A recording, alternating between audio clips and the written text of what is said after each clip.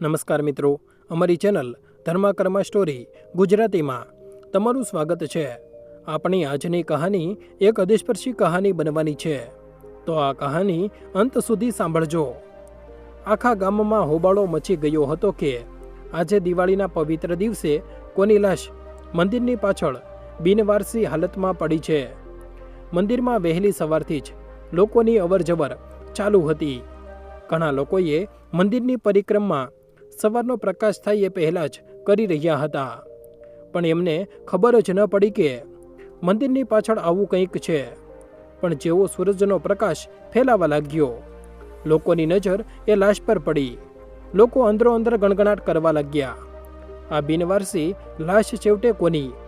આ વાત ધીમે ધીમે ગામના મુખી પરશુરામ સુધી પહોંચી। પરશુરામે એ વિશે ખૂબ વિચાર કર્યો, પણ સચ્ચાઈના મૂળ સુધી પહોંચી ન શક્યા। પછી તેમણે પોલીસવાળાને ફોન લગાવ્યો અને ત્યાં વિશે પૂરી જાણકારી આપી। પોલીસ સ્ટેશનમાંથી ડીઆઈજી સાહેબની સાથે સાથે થોડા પોલીસવાળા અને હવાલદાર પણ આવ્યા। જ્યારે પોલીસવાળાએ એ લાશને સીધી કરી તો જોયું કે એ ઘરડા માણસની ઓળખ પણ મિટાવવાનો પ્રયત્ન કરવામાં આવ્યો છે। એટલે એના ચહેરા પર ધારદાર વસ્તુથી ઘણીવાર એવું કાપવામાં આવ્યું હતું કે એનો ચહેરો ઓળખાય જ નહોતો રહ્યો। ચહેરો સમજાઈ ન આવવાને લીધે તો પોલીસવાળા પણ માથું પકડીને બેસી ગયા। પણ પછી ડીઆઈજી સાહેબને એક વિચાર આવ્યો કે કેમ ન આપણે ગામના બધા જ ઘરડા લોકો વિશે પતો લગાવીએ, બધા લોકો સહી સલામત છે કે નહીં। જો આ ગામમાં બધા લોકો સહી સલામત છે તો આજુબાજુના ગામના લોકોને પૂછપરછ કરવામાં આવશે, જેથી સચ્ચાઈની ખબર લગાવી શકાય। ડીઆઈજી સાહેબે આ કામ માટે બધા પોલીસવાળાઓને લગાવી દીધા। પછી શું હતું, 2 દિવસની અંદર પડોશના ગામમાં ખબર પડી કે મનમોહનજી પોતાના ઘરમાં એકલા રહેતા હતા। એમનો દીકરો વિનય બીજા શહેરમાં રહે છે અને એની પત્ની બબીતા તો ગામવાળાઓને બિલકુલ પસંદ નથી કરતી, એટલે તે લગ્ન પછી ક્યારેય ગામ જ આવી નથી। પોલીસવાળાઓને લાગ્યું, જ્યારે દીકરો આટલું કમાઈ જ લે છે અને વહુને તો ગામ પસંદ જ નથી, તો તે બંને મનમોહનજીને ભલા કેમ મારશે? નક્કી એમના સગા વહાલા કે પછી ગામના જ કોઈ દુશ્મનને મારી દીધા હશે। છતાં પણ ડીઆઈજી સાહેબે પોતાની શંકા દૂર કરવા માટે મનમોહનજીના દીકરા વિનયને એમ કહીને બોલાવ્યો કે તું નિર્દોષ છે, તું તારા પિતાને મારી જ ન શકે, કારણ કે તું પોતે જ એટલું કમાઈ લે છે, તો તારા પિતાને કેમ મારીશ? અને તારી પત્ની જ્યારે ગામ અને ગામવાળાઓને પસંદ જ નથી કરતી, તો મને નથી લાગતું કે એણે પણ આવી કરતૂતો કરી હશે। બસ તું ઔપચારિકતા માટે અહીં આવી જા અને પોતાનું નિવેદન આપીને પાછો ચાલ્યો જજે, અને એ પણ ખાતરી કરી લે કે શું આ તારા પિતાની જ લાશ છે કે કોઈ બીજાની। વિનય ડીઆઈજી સાહેબની વાતો સાંભળીને ખુશ થઈ ગયો અને પોતાની પત્ની સાથે ગામ પહોંચી ગયો પોતાનું નિવેદન આપવા। ડીઆઈજી સાહેબે જ્યારે વિનયને એના પિતા વિશે પૂછવાનું શરૂ કર્યું તો એની જીભ લથડવા લાગી। શરૂમાં તો એણે થોડા સવાલોના જવાબ બરાબર આપ્યા, પણ જ્યારે એમણે પૂછ્યું કે તું તારા પિતાને પોતાની સાથે કેમ નહોતો રાખતો, ત્યારે એણે કહ્યું કારણ કે પિતાજીને શહેરમાં રહેવું પસંદ નહોતું, અને એ પૂછવામાં આવ્યું કે તું એમના માટે દર મહિને કેટલા રૂપિયા મોકલતો હતો અને એમની સુવિધાઓ માટે શું શું કરતો હતો, ત્યારે તેના માથા પરથી પરસેવો ટપકવા લાગ્યો। ડીઆઈજી સાહેબને શંકા થઈ ગઈ કે નક્કી વિનય જ પોતાના પિતાને માર્યા છે। એમણે એનો 1 અઠવાડિયા પહેલાં રેકોર્ડ માંગ્યો કે તે ક્યારે કઈ જગ્યાએ હતો। વિનયની જીભ લથડવા લાગી અને હાથ પગ ધ્રુજવા લાગ્યા। ડીઆઈજી સાહેબે એને થોડીવાર આરામ કરવા માટે અલગ બેસી જવા માટે કહી દીધું। હવે વારો આવ્યો વિનયની પત્ની બબીતાનો। પોલીસવાળાએ જેવો બબીતા સામે પોતાનો દંડો ચમકાવ્યો તે થરથર ધ્રુજતા કહેવા લાગી, સર, અમે બાબુજીને નથી માર્યા, અમે તો ફક્ત એમનું ગળું દબાવ્યું હતું। ખબર નહીં કેવી રીતે એટલામાં જ એમના જીવ ઉડી ગયા અને એમના ચહેરા પર આટલા બધા નિશાન કેવી રીતે થયા મને નથી ખબર. ડીઆઈજી સાહેબે એનાથી વધુ કંઈ પૂછવાનું જરૂરી ન સમજ્યું અને એણે પણ એની બીજી બાજુ બેસાડી દીધી. પછી ડીઆઈજી સાહેબે વિનયને પોતાની પાસે બોલાવ્યો અને બોલ્યા, જો દીકરા વિનય, જો તે આ મર્ડર કેસ વિશે પૂરી રીતે જાણકારી આપી તો અમે તને કાં તો આ કેસમાંથી પૂરો છુટકારો અપાવી દઈશું કે પછી ઓછી સજા અપાવીશું. નહીંતર જો અમને સચ્ચાઈ સુધી પહોંચવામાં જેટલી વધુ મહેનત કરવી પડશે એટલા જ વધુ દિવસોની સજા મળશે. અને જો તે સરળતાથી જણાવી દીધું કે તારા પિતાનું મોત કેવી રીતે થયું હતું અને તેમને તે કેવી રીતે માર્યા અને આ લાશને અહીં સુધી લાવવાનો સફર કેવી રીતે પૂરો કર્યો, પૂરી વિગતવાર તે પણ પૂરી ઈમાનદારીથી જણાવીશ તો તને ઓછામાં ઓછી સજા અપાવવાનો પ્રયત્ન કરીશું. નહીતર વિચારી લે, જેલમાં માર તો ખાઈશ જ અને આખી જિંદગીની કેદની સજા મળશે એ અલગ. કદાચ બની શકે કે તને ફાંસીની સજા પણ સંભળાવી શકીએ. એટલે તું મારી વાત માન અને બધી વાત સાચી સાચી જણાવી દે. વિનય પણ પોલીસવાળાઓની વાતમાં આવી ગયો અને બોલ્યો, હું અને બબીતા બંને એક જ કંપનીમાં કામ કરતા હતા. મેં જે દિવસે એ કંપનીમાં પગ મૂક્યો હતો એ જ દિવસે મોડો પડ્યો હતો. મને ખબર નહોતી કે ડાયરેક્ટર સરની કેબિન કઈ બાજુ છે. એ દિવસે બબીતાએ જ મારી મદદ કરી હતી. એણે જ મને લિફ્ટથી ડાયરેક્ટર સરની કેબિન સુધી પહોંચાડ્યો હતો અને તે પોતાના વિસ્તારમાં ચાલી ગઈ. હું તો મંત્રમુગ્ધ થઈને બબીતાને જ જોતો રહ્યો. મને ધ્યાન જ ન રહ્યું કે મારે ડાયરેક્ટર સર પાસે મારો જોઈનિંગ લેટર જમા કરીને મારા દિવસે જ મારું કામ પણ સમજવાનું હતું કે મારે શું કરવાનું છે. ડાયરેક્ટર સરે 3 વાર બેલ વગાડી દીધી હતી પણ મને ધ્યાન જ ન રહ્યું કે મારે એમની પાસે જવાનું છે. પછી ત્યાંના ગાર્ડે મને હચમચાવતા કહ્યું, ઓય મિસ્ટર, ક્યાં ખોવાયેલા છો? સરે 3 વાર બેલ વગાડી દીધી છે અને તમે છો કે અહીંથી ઉઠવાનું જ નામ નથી લઈ રહ્યા. મોટા વિચિત્ર માણસ લાગો છો. શું થઈ ગયું છે તમને? તમે નોકરી કરવા જ આવ્યા છો કે પછી ટાઈમ પાસ કરવા? ત્યારે હું જલ્દીથી ઉઠ્યો અને એ તરફ ભાગ્યો જે બાજુ ડાયરેક્ટર સરની કેબિન હતી.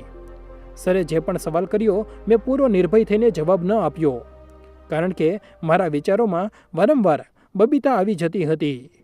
સરને લાગ્યું મને ગભરાહટ થઈ રહી છે એટલે હું હલકાઈ રહ્યો છું. એટલે એમણે મને પાણીનો ગ્લાસ આપ્યો. એ જ સમયે બબીતા ઠાઠમાઠ સાથે ડાયરેક્ટર સરની કેબિનમાં એમની પરવાનગી લઈને આવી ગઈ. મેં જેવી એને જોઈ મારા હાથમાંથી પાણીનો ગ્લાસ છટકીને જમીન પર પડી ગયો. બબીતાએ જોયું, અરે આ તો એ જ છોકરો છે જેની એણે લિફ્ટમાં મદદ કરી હતી અને સરની ઓફિસ સુધી પણ પહોંચાડી દીધો હતો. પણ આને શું થઈ ગયું જે પાણીનો ગ્લાસ જ પાડી દીધો? એણે બહાર ઊભેલા ચોકીદારને બોલાવ્યો અને ત્યાંથી કાચના બધા ટુકડા ઉઠાવવા માટે કહ્યું અને પાણીને લૂછવા માટે કહ્યું. ડાયરેક્ટર સને એને બહાર જવા માટે કહી દીધું અને બબીતાને બોલ્યા, હા તો બબીતા, જણાવો શું કહેવા માંગતી હતી? એ દિવસોમાં બબીતા કંપનીના મેનેજમેન્ટનું કામ જોતી હતી. એણે સરને જણાવ્યું કે આ વખતે એમની કંપનીનું પ્રોજેક્શન ઘણું સારું થઈ રહ્યું છે. આ વખતે કંપનીની પ્રગતિ થઈ રહી છે એટલે આ વર્ષે બધા કર્મચારીઓને બોનસના રૂપમાં હોળીના તહેવારમાં થોડા રૂપિયા કે પછી કોઈ ગિફ્ટ આપવી જોઈએ જેનાથી વર્કર્સ વધુ ખુશ થઈને કામ કરશે. બબીતાનું સૂચન ડાયરેક્ટર સરને ખૂબ પસંદ આવ્યું. તેમણે પોતાના ટ્રસ્ટી મેમ્બરને બોલાવ્યા અને મીટિંગ કરી અને એમાં નિર્ણય લેવામાં આવ્યો કે બધા વર્કર્સને ગિફ્ટ આપવામાં આવશે કારણ કે જો પૈસા આપશે તો કોઈ કશાશમાં ખર્ચ કરી જ દેશે અને જો સામાન ખરીદીને આપશે તો તેને તે લોકો યાદગાર તરીકે ઘણા દિવસો સુધી ઉપયોગમાં લેશે.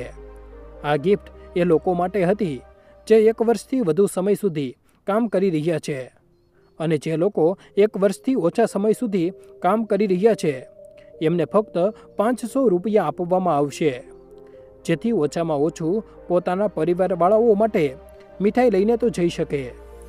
વિનયને તો ફક્ત 15 દિવસ જ થયા હતા. એ કંપનીમાં કામ કરતા અને હોળીનો તહેવાર આવી ગયો હતો. પણ સંયોગ કહો કે કિસ્મતનો ખેલ, બબીતાએ પોતાના સ્ટાફમાં જેટલા વર્કર્સ કામ કરતા હતા એ લોકોની ગણતરી એક ગિફ્ટ વધુ મંગાવી લીધી. જ્યારે બધા લોકોને એના બોસે પોતાના હાથથી ગિફ્ટ આપી તો બબીતાને નવાઈનો પાર ન રહ્યો કે એક ગિફ્ટ કેવી રીતે વધુ થઈ ગઈ.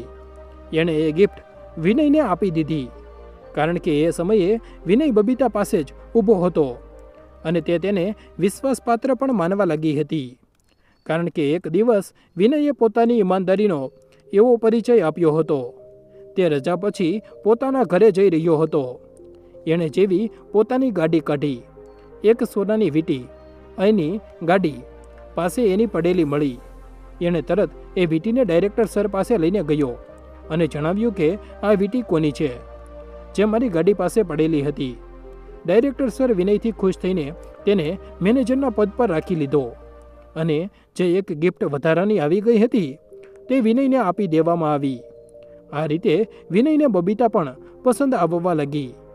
હવે રોજ બબીતા અને વિનય એક સાથે કંપની જતા અને પાછા પોતાના ઘરે આવી જતા. બંનેની દોસ્તી એટલી વધુ આગળ વધી ગઈ હતી કે વાત લગ્ન સુધી પહોંચી ગઈ અને બંનેએ કોર્ટમાં જઈને લગ્ન કરી લીધા.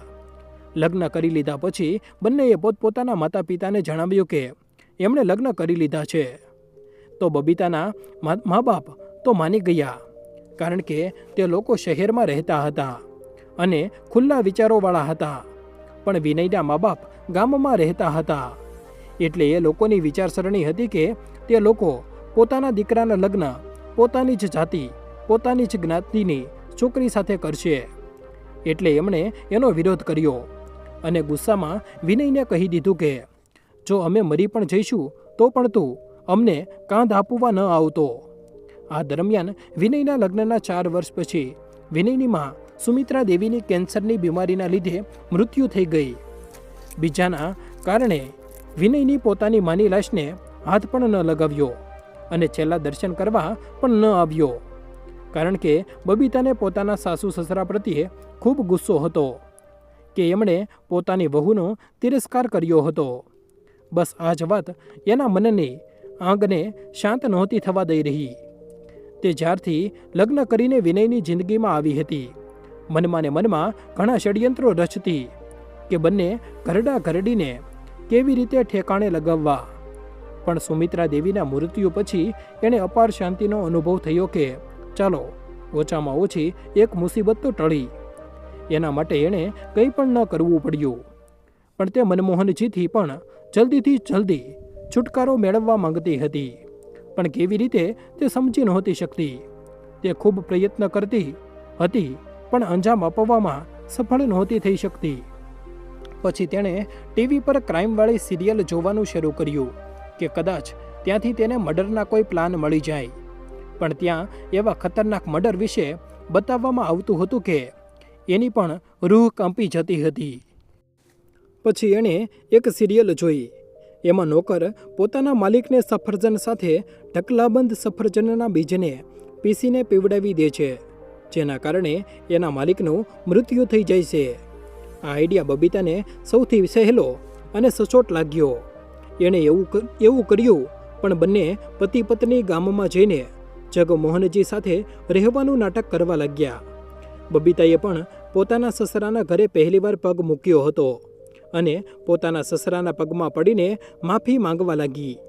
એણે રડતા રડતા કાલાવાલા કરતાં કહ્યું, બાબુજી, ભૂલ તો તમારા બાળકોથી ખૂબ મોટી થઈ છે અને એની માફી પસ્તાવા સિવાય બીજું કંઈ ન હોઈ શકે, એટલે એમને માફ કરી દો બાબુજી, કહીને એણે એટલી માસુમિયતથી માફી માંગી કે કોઈ પથ્થરદિલ માણસ પણ પીગળી જાય. મનમોહનજી તો આમ પણ એક દયાળુ અને પ્રેમથી ભરેલા ફુગ્ગા જેવા હતા, એટલે તે તો સહેલાઈથી દીકરા વહુના પ્રેમરૂપી નદીમાં ડૂબકીઓ લગાવતા રહી ગયા. હવે વહુ બબીતા રોજ સવારે મનમોહનજી માટે ગરમા ગરમ નાસ્તો બનાવીને ખવડાવતી, ચા પીવડાવતી અને બપોરે સફરજનનો જ્યુસ બનાવીને આપતી. સાંજે પણ જ્યારે જ્યુસ આપતી, દીકરો ઘરની ગાય અને બકરીઓની દેખભાળ કરતો અને ખેતરમાં લાગેલા પાક પર રોજ જતો અને મનમોહનજીને આવીને બતાવતો. આ રીતે મનમોહનજી તો દીકરો વહુ દ્વારા સેવા અને માન સન્માન મેળવીને ખુશ થઈ જઈ રહ્યા હતા. દીકરા વહુ સાથે રહેતા એમને એટલો આનંદ આવતો કે તે પોતાના જૂના બધા દુઃખ ભૂલી ગયા હતા કે વહુએ એમને પહેલાં કેવી રીતે અપમાનિત કર્યા હતા. સમય ધીમે ધીમે ઘણો થઈ રહ્યો હતો. સમયની સાથે સાથે મનમોહનજી સ્વાસ્થ્યમાં પણ ઘટાડો આવવા લાગ્યો. આ જોઈને બબીતા મનમાં ને મનમાં ખૂબ ખુશ થઈ રહી હતી કે ચાલો એનો પ્લાન કામ કરી રહ્યો છે. હવે બબીતા રોજ રોજ સફરજનના બીજની માત્રા વધારીને જ્યુસ બનાવતી, જેથી મનમોહનજી જલ્દીથી જલ્દી આ દુનિયામાંથી ચાલી નીકળે. પણ મનમોહનજી દયાળુ સ્વભાવના માણસ હતા એટલે તે નહોતા પીતા, પરંતુ પોતાના ઘણા વર્ષોથી કામ કરી રહેલા દીનુ કાકાને રોજ પીવડાવી દેતા હતા, જેથી એમના સ્વાસ્થ્યમાં સુધારો થઈ શકે. અને મનમોહનજીની તબિયત ખરાબ હવામાન બદલાવાના કારણે થઈ હતી. એને જ બબીતાએ પોતાના પ્લાનનો ભાગ માની લીધો હતો અને મનમાં ને મનમાં ખૂબ ખુશ થઈ રહી હતી. એક રાત્રે બબીતાએ જોયું કે મનમોહનજીના પોતાના પલંગ પાસે નીચે પડેલા છે. એણે એમના નાક પાસે પોતાના હાથ મૂક્યો એ અનુભવ કરવા માટે કે મનમોહનજી જીવતા પણ છે કે મરી ગયા. જ્યારે એમણે પાણી કહ્યું તો એણે એમની પાણી આપવાને બદલે એમનું ગળું દબાવી દીધું. અને જ્યારે તે બંનેને ખાતરી થઈ ગઈ કે હવે મનમોહનજીનું કામ તમામ થઈ ગયું છે, તો તે બંને ઘરમાં જેટલા પણ રૂપિયા, પૈસા, સોના ચાંદી હતા બધું લઈને રાતોરાત પોતાના શહેરવાળા ઘરે ચાલ્યા ગયા. એ પછી એમની લાશ મંદિર સુધી કેવી રીતે આવી, આ વાત તો વિનય અને બબીતાને પણ પરેશાન કરનારી હતી. એ જ સમયે મનમોહનજી ખાતા પીતા ચહેરા પર ધીમા સ્મિત સાથે ત્યાં પહોંચ્યા, જ્યાં વિનય, બબીતા અને પોલીસવાળાઓની સાથે સાથે એ ગામના લોકો અને પડોશી લોકો પણ હાજર હતા. સૌથી પહેલાં તો તેમણે પોતાના દીકરા વિનયને બે તમાચા બંને ગાલ પર મારી દીધા અને કહ્યું, અરે આવા નાલાયક સ્વાર્થી સંતાન કરતાં તો સારું હોત કે હું નિસંતાન જ રહ્યો હોત. ડીઆઈજી સાહેબ વિનયે જ્યાં સુધી કહાની સંભળાવી એના આગળની કહાની હું સંભળાવું છું. દીનુ કાકાના પિતાજી પણ મારા દાદાજીના જમાનામાં ઘરના અમારા ઘરે કામ કરતા હતા. ત્યારથી દીનુ કાકા પણ અમારા ઘરે જ કામ કરવા લાગ્યા હતા. કે એમ કહી શકીએ કે દીનુ કાકા પણ અમારા પરિવારનો એક ભાગ જ હતા. એટલે હું જેવું ખાતો હતો દીનુ કાકાને પણ એવું જ ખવડાવતો હતો. થોડા દિવસો પહેલાં મારા દીકરા બહુ મારા ઘરે માફી માંગવા આવ્યા હતા અને એવો વ્યવહાર કર્યો કે હું તો ખુશીથી ફૂલી નહોતો સમાતો. અને દરરોજ સાંજે હું દીનુ કાકા પાસે જઈને એમને મારી ખુશી કે ગમની વાતો કહેતો હતો. જ્યારે મેં એમને મારી વહુ દીકરાના આવવાની ખુશીની વાત જણાવી તો એમણે પહેલાં જ યાદ અપાવ્યું કે વહુએ તમે લોકોને કેવી રીતે અપમાનિત કરીને પાછા મોકલ્યા હતા. નક્કી એમના અહીં આવવાનો કોઈ ખાસ હેતુ જરૂર હશે. તમે જરા સાવધાન રહેજો. દીનુ કાકાની વાતો મારા દિમાગમાં છવાઈ ગઈ. વહુ મને રોજ જ્યુસ બનાવીને આપતી. એ સમયે હું દીનુ કાકાને પીવડાવી દેતો હતો, કારણ કે દીનુ કાકા ઘણા દિવસોથી બીમાર રહેતા હતા. શરૂમાં તો દીનુ કાકાએ જ્યુસ પીને તાજગીનો અનુભવ કરવા લાગ્યા હતા, પણ આ જ્યુસને રોજ પીવાથી પહેલાં કરતાં વધુ બીમારી પડી ગયા. રાત્રે બધા લોકો જમી લીધા પછી કાકાએ મને અવાજ લગાવ્યો. હું એમની પાસે ગયો તો જોયું કાકાની તબિયત ખૂબ જ નાજુક લાગી રહી હતી. મેં વિનયના રૂમનો દરવાજો ખખડાવ્યો. દીકરા, બચાવી લો, દીકરા કહીને બૂમો પાડવા લાગ્યો. વહુ ન આવી, ન દીકરો ઉઠીને આવ્યો. હું ફરીથી દીનુ કાકા પાસે ગયો અને એમને પાણી પીવડાવ્યું. એમની પાસે પાણી પણ સમાપ્ત થઈ ગયું હતું. મેં એમને ત્યાં જ સૂઈ જ રહેવા માટે કહ્યું અને ગામની બાજુમાં એમના માટે દવા લેવા ચાલ્યો ગયો. મારા પાછા આવતા સુધી મેં જોયું દીનુ કાકા મારા પલંગ પાસે નિઢાળ પડેલા છે. મારા દીકરા અને વહુ અંધારું હોવાના કારણે એ ન જોઈ શક્યા કે જે નીચે નિઢાળ પડેલો છે તે મનમોહનજી છે કે દિનુ કાકા? આ બંનેએ એમનું ગળું દબાવ્યું અને કહ્યું, ઘરડા, વધુ કેટલા દિવસ જીવવાનો શોખ હતો તને? મા સાથે જ સાલીઓ જતો તો. અમારે સફરજનના જ્યુસમાં એના જ બીજ નાખીને તને ધીમું ઝેર આપીને મારવાની તકલીફ ન ઉઠાવવી પડતી, અને ભૂલથી પણ તું જીવતો નહીં રહી જાય, એટલે અમારે છેલ્લો ડોઝ તને આપવો પડી રહ્યો છે.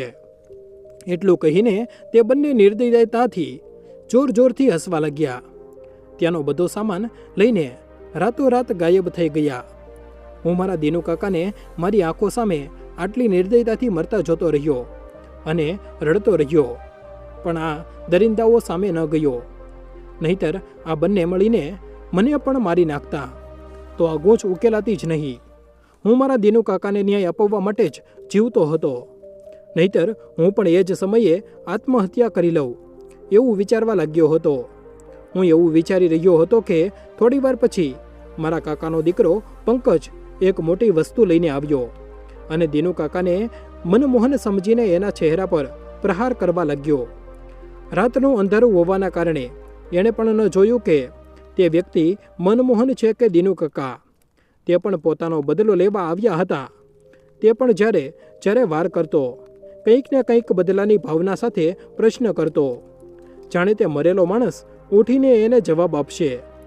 તે કહી રહ્યો હતો, તું મારો ભાઈ હોવા છતાં પણ પેલી નોકરાણીનો સાથ આપ્યો. શું લાગતી હતી તે છોકરી તારી? હું તારા કાકાનો દીકરો છું, પણ છું તો તારો ભાઈ જ ને. તો પછી તે તારા ભાઈનો સાથ કેમ ન આપ્યો? મને 20 વર્ષની સજા તારા કારણે કાપવી પડી. તું મારો ભાઈ હોય જ ન શકે. અને પણ એના મનમાં જે કંઈ પણ આવતું તે બડબડ કરીને એના પર વાર કરવા રહ્યો. હું મારા વફાદાર દિનુ કાકાની નિર્મય હત્યા પર આંસુ વહાવતો રહ્યો. પછી અચાનક મને ભગવાને હિંમત આપી અને મેં મારા મિત્રને ફોન લગાવીને ત્યાંની બધી ઘટના વિશે જણાવી દીધું. એણે મને વિડીયો બનાવવા માટે કહ્યું. અંધારું હોવાના કારણે વિડીયો તો એટલો સારો ન બની શક્યો, પણ હા, એક કામ ખૂબ સારું થયું. પંકજને ઘણા બધા લોકોએ રંગે હાથે પકડી લીધો અને એના હાથ પગને દોરડાથી બાંધીને એક રૂમમાં બંધ કરીને બહારથી તાળું મારી દેવામાં આવ્યું.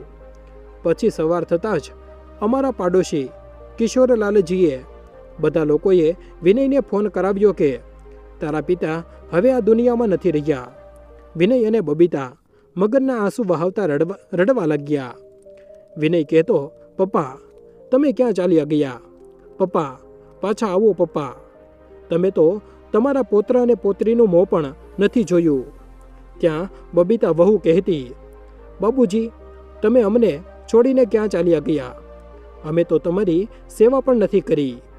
આ રીતે બંને દીકરો વહુ રડી રડીને લોકોને એ બતાવવાનો પ્રયત્ન કરી રહ્યા હતા કે એમને પોતાના પપ્પાથી કેટલો પ્રેમ છે. ડીઆઈજી સાહેબ બોલ્યા, તો મનમોહનજી, પંકજને તમે કયા ગુના માટે 20 વર્ષની સજા અપાવી હતી? મનમોહનલાલજી બોલ્યા, સર, અમારા ઘરે એક ગરીબ છોકરી કામ કરવા આવતી હતી. પંકજે એની સાથે જબરજસ્તી કરવાનો પ્રયત્ન કર્યો અને જ્યારે એ છોકરીએ બૂમો પાડી તો એણે એને જીવથી મારી નાખવાની ધમકી આપી દીધી. બિચારી છોકરી ડરના કારણે ચૂપ થઈ ગઈ.